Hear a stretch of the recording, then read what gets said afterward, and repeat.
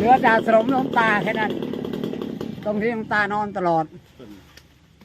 เดิมมันใหญ่ลำใหญ่